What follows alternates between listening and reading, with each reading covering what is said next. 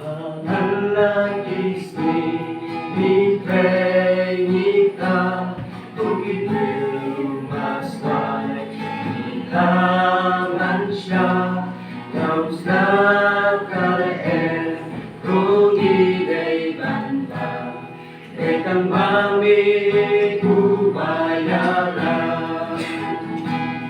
Kung ikon samna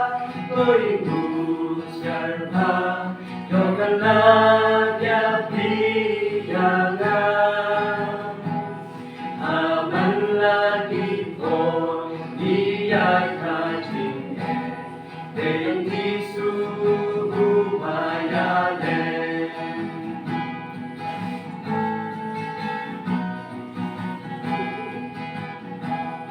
Magkita Joshua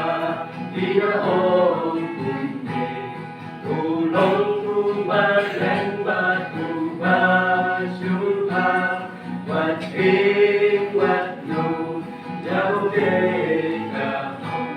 Ulay lengkat siya pagiging Kung ikon samna To'y nusyar pa Yung kalagya piyangan Aman lagi po Iya'y kajin Dekang jisugo bayalen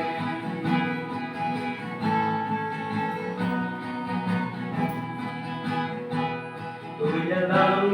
kay baba Yagi ko samna Ingong po pala rin mapasag na Leng bajing etang hali ay yikso Nanyang isya gulong jong litan Kung ikon samka ko'y nusyar pa Kautan na yapiyangan Aman lagi po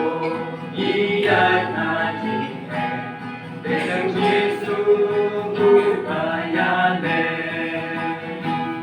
Dekang jisugo bayalen